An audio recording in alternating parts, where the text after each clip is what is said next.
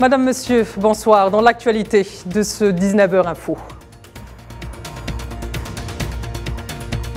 Deuxième et dernier jour des travaux du sommet entre l'Afrique et la Russie. Dans son allocution prononcée au nom du président algérien, le chef du gouvernement Ayman Ben Abdelrahman réaffirme l'engagement de l'Algérie à bâtir un partenariat solide, fructueux et gagnant-gagnant entre l'Afrique et la Russie. On reviendra sur cette journée avec nos envoyés spéciaux à Saint-Pétersbourg. En Tunisie, le tourisme s'est refait une santé. Les chiffres parlent. Au 20 juillet, les recettes touristiques du pays ont enregistré une augmentation de 55,1%.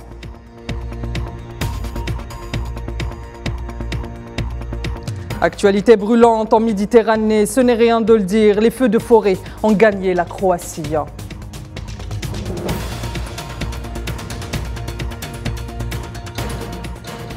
Et puis sport en fin d'édition, Riyad Mahrez quitte le Manchester City en faveur d'Al Ahli Jeddah pour une nouvelle étape de sa brillante carrière.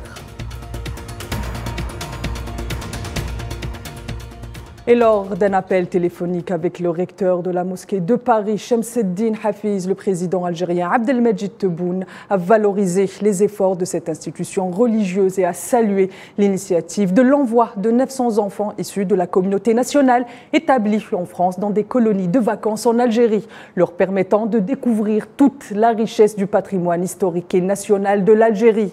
Par ailleurs, Abdelmajid Tebboune a également exprimé son plein soutien au recteur de la mosquée de Paris et à l'exhorter à ce genre d'initiative en direction de la jeunesse algérienne en vue de créer un climat d'harmonie entre l'Algérie et la France.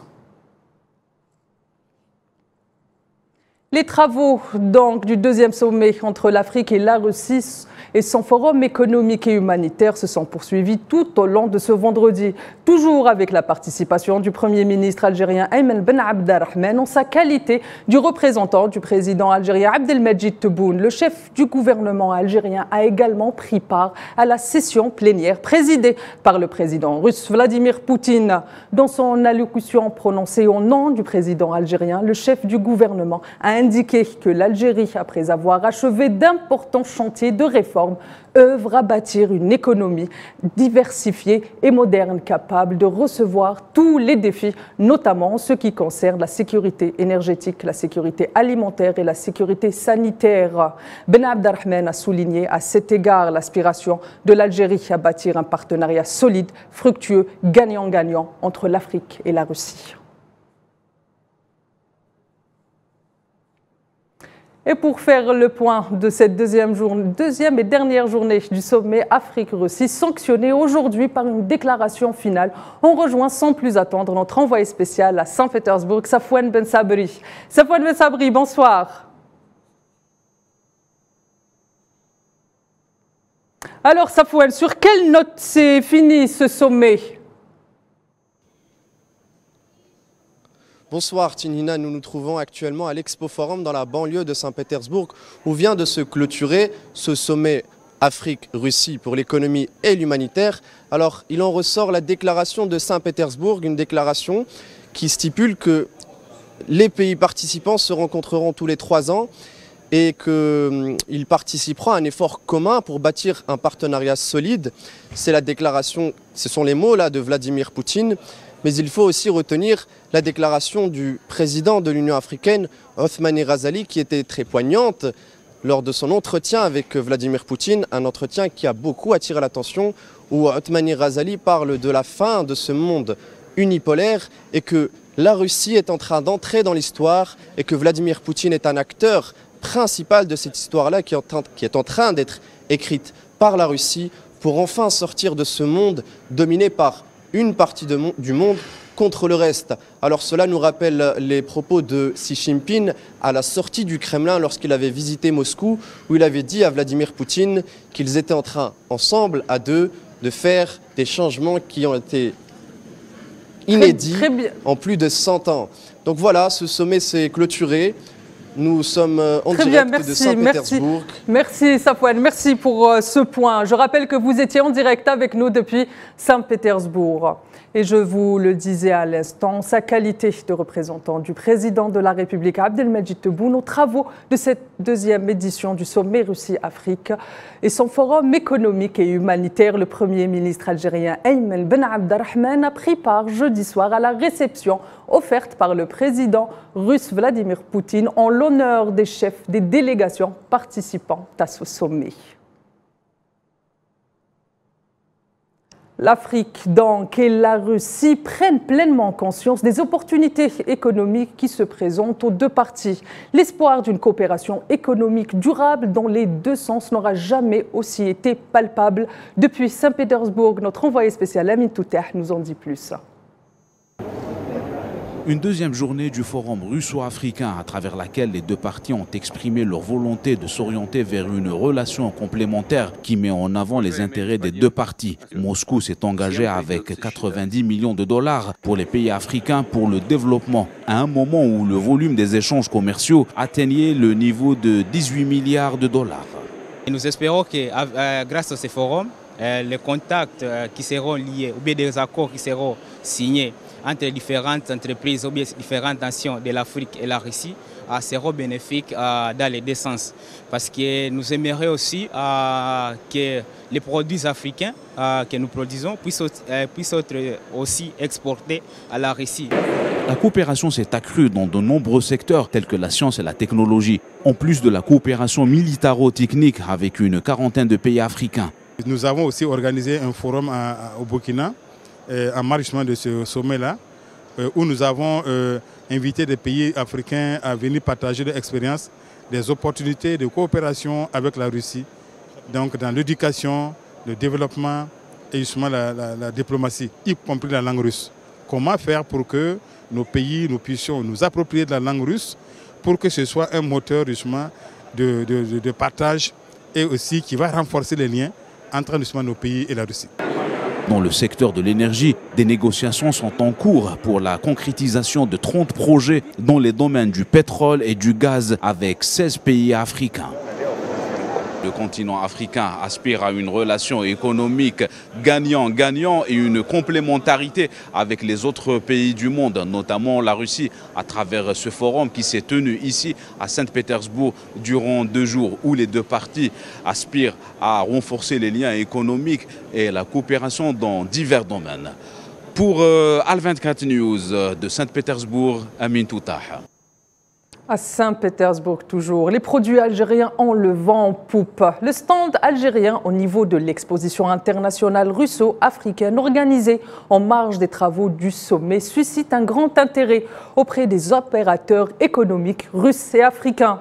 Ces derniers ont d'ailleurs affiché leur volonté d'établir des partenariats commerciaux avec leurs homologues algériens dans différents secteurs. Cette exposition a enregistré, rappelons-le, la participation de pas moins de 3000 délégués venus d'une soixantaine de pays différents. Le Mali et l'Algérie sont tous les deux des pays situés au bord du Grand Sahara. Donc nous avons des similitudes climatiques, géographiques, même sociologiques extrêmement importantes. Et c'est pour cela que les coopérations dans le domaine de l'agriculture doivent se développer pour mettre en valeur les immenses ressources et les immenses potentialités agricoles qui recèlent les déserts.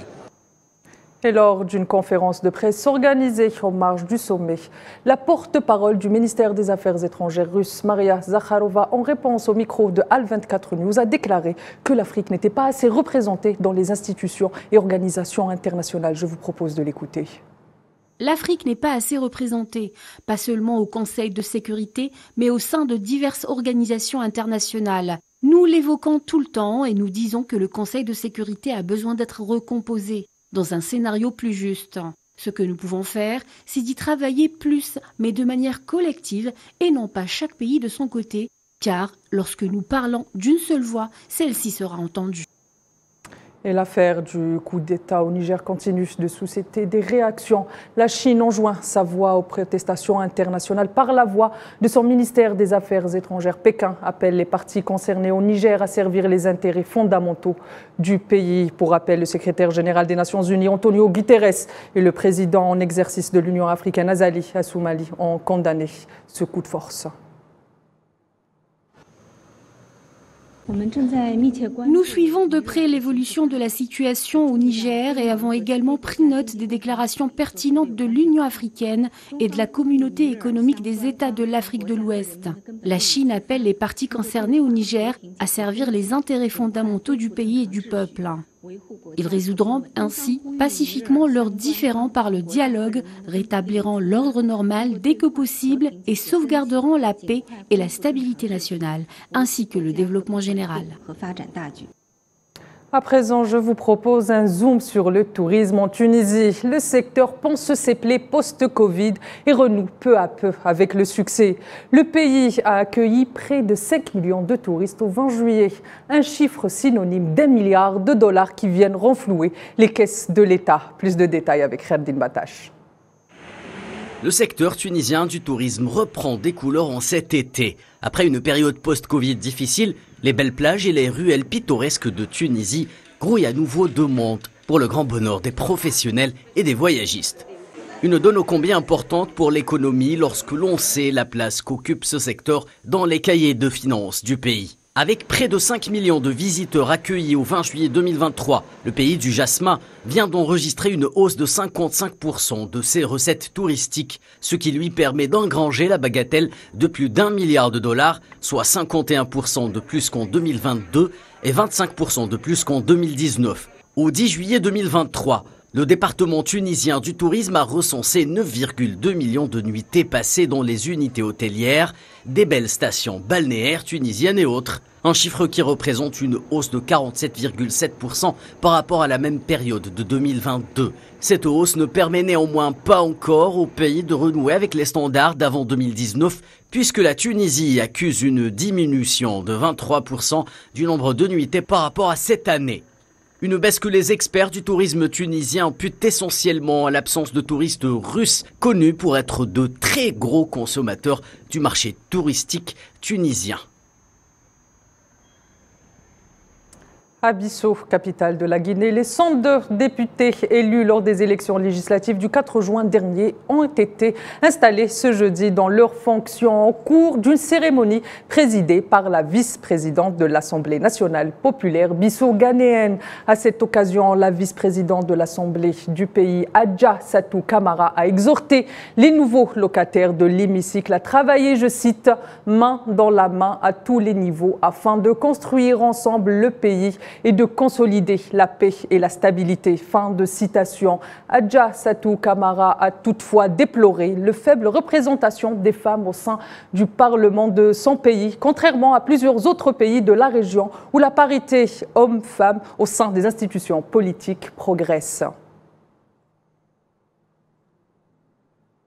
Et au Sénégal, face à la recrudescence de l'immigration clandestine, le gouvernement sénégalais a présenté un plan de lutte contre le phénomène baptisé Stratégie nationale de la lutte contre la migration irrégulière, avec pour objectif réduire drastiquement l'immigration irrégulière d'ici l'horizon 2033. Le plan en question doit passer notamment par un renforcement de l'accès à l'éducation et à la formation, un soutien à l'entrepreneuriat pour la création d'emplois, mais aussi par une meilleure gestion des frontières. Ce nouveau plan doit être financé par le budget national et les partenaires extérieurs du pays.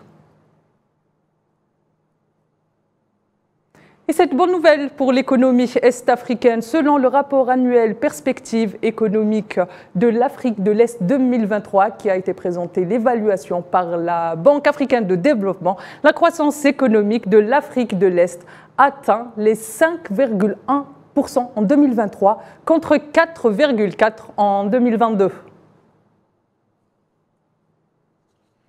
Madame, Monsieur, voilà donc pour ce qui est de l'actualité continentale. Direction la Palestine occupée, marquée par de nouvelles incursions des colons sionistes dans la ville d'Al-Aqsa. De nouvelles provocations qui surviennent 24 heures à peine après l'incursion de la mosquée d'Al-Aqsa par plus de 2000 colons et à leur tête un membre du gouvernement sioniste. Tamar Ben-Gvir, face à ces incursions en violation du statu quo d'Al-Aqsa, ils étaient pas moins de 45 000 Palestiniens à avoir effectué la prière du vendredi aujourd'hui dans la mosquée en signe de résistance, et ce, malgré des mesures sécuritaires restrictives imposées par l'occupant sioniste. Palestine, toujours, la barbarie sioniste a eu raison d'un enfant de 14 ans tombé en martyr mercredi. Fares Abu Samara a été ciblé à la tête par des balles sionistes. L'Union européenne demande l'ouverture d'une enquête en indiquant dans un tweet l'obligation de protéger les enfants et les civils en tout temps et toutes circonstances.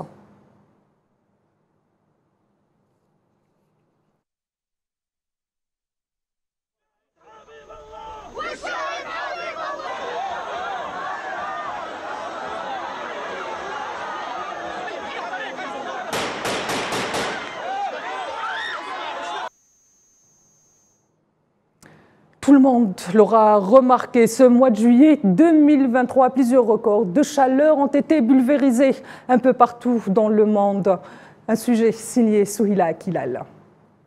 The era of global warming has ended, the era of global boiling has arrived. L'ère du réchauffement climatique est terminée et l'ère de l'ébullition mondiale est arrivée. C'est une déclaration choc du secrétaire général des Nations Unies, Antonio Guterres, qui a tiré la sonnette d'alarme quant aux effets directs du changement climatique. L'Organisation météorologique mondiale et le service Copernic ont annoncé que les 3 premières semaines de juillet ont été les plus chaudes jamais enregistrées, et ce mois est en passe de devenir le mois de juillet le plus chaud jamais enregistré, avec une température moyenne mondiale dépassant temporairement le seuil de 1,5 degrés Celsius au-dessus du niveau pré-industriel. Le réchauffement climatique et l'impact du phénomène El Niño sont à l'origine de ce record.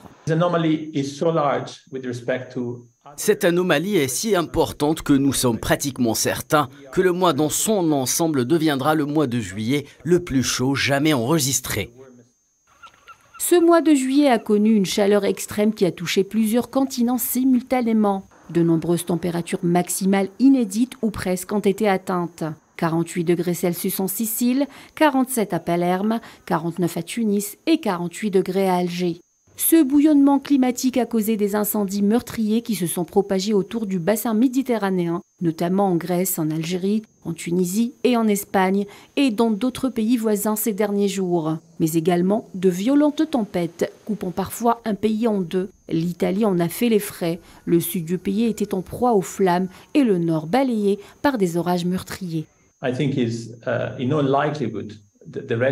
Je pense qu'il est très probable que les records que nous voyons maintenant soient sans précédent dans notre histoire au cours des derniers milliers d'années.